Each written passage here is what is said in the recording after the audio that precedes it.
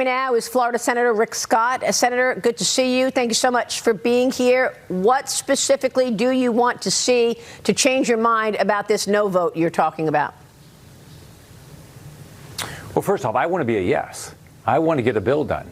I support President Trump's agenda, secure the border, build up the military, make the tax cuts permanent. I think we've got to do all these things. But let's live in reality for a second. We're running $2 trillion deficits.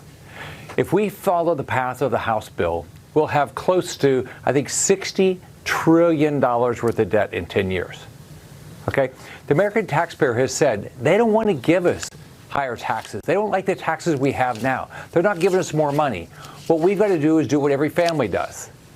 We've got to go through every line in the budget. It's not, look, you can say, I don't want to continue the Green New Deal stuff. I don't. I want to make sure Medicaid is taking care of poor kids and chronically disabled. I do. But the bottom line is we've got to look at every line in the budget, just like you do with your family. I did it as governor of Florida. I walked into a state that had not lived within its means for 40 years. I went through every line of the budget, every line. There's 4,000 lines. We had a written purpose for every line. That's what DOJ is doing. That's what we've got to do as senators, as House members. We've got to go through every line of the budget and say we're going to get down to a balanced budget. We can do it. We can allocate these dollars and do the right things for the American public. So what I'm asking is for some specifics, but let me just stay on DOJ for a second because you brought up DOJ. If you're so interested in DOJ, why did you and your colleagues not codify into law the DOJ cuts? Well, first off, we haven't had the opportunity to vote on it in the Senate. I clearly would codify the DOJ cuts. I don't know why the House didn't do that. Look, I appreciate all my colleagues in the House working hard, but we've got a lot more work to do. So we've got to look at all the DOJ opportunities. But the reality is, we got to look at every line. So you will vote to codify the DOJ There's cuts. 6,000 lines. You will vote to when given the opportunity. You will vote to codify the DOJ cuts when given the opportunity. Absolutely. I mean, of course, we haven't seen every one of them exactly what they are, but, I'm into balancing the budget. We're not going to get inflation under control. We're not going to get interest rates down. If that's what the American public, this last election was about securing the border and getting rid of inflation. Look at credit card interest rates. Look at car loan. Look at housing.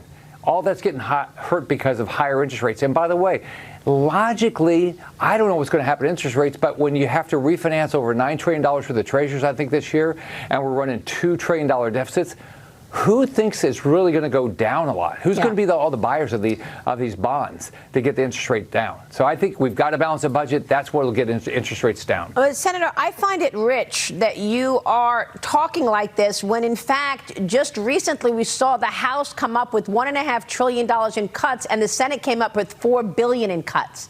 Why was the Senate so low on cuts to be identified? Well, the difference, that was the resolution to get the process started.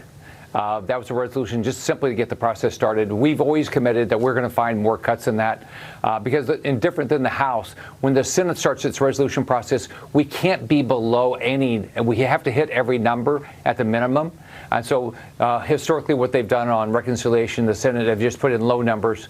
But look, I don't know a Republican colleague I have that doesn't want to give to a balanced budget. I don't know any that doesn't want to help Trump get his agenda done. So I think we can get there. I'm optimistic. It's going to take a lot of work, but I think we can. I think we can clearly get his big, beautiful bill done. I think we can clearly have fiscal sanity. Okay.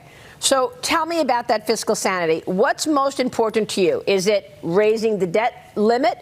Is it the Medicaid cuts? Is it removing those IRA green energy credits in Biden's Inflation Reduction Act? And how come they're not all gone, by the way? I think it's all the above. I think you've got to do those things. But even when we do those, we don't get to a balanced budget. So the only way we're going to do this is we're going to get to do this by going through every line in the budget. Now, my goal would be to not have to raise the debt ceiling because we balance the budget. That would be the best thing we can do, and that's what we should be doing. So have you done it? Can you identify some specifics for us? They told us how much they're going to give us in revenues. Can you identify some specifics? Can you identify some specifics for us? Have you done it? Have you gone through every line in the budget? And can you today give us some specifics in terms of what needs to be cut to get you on board?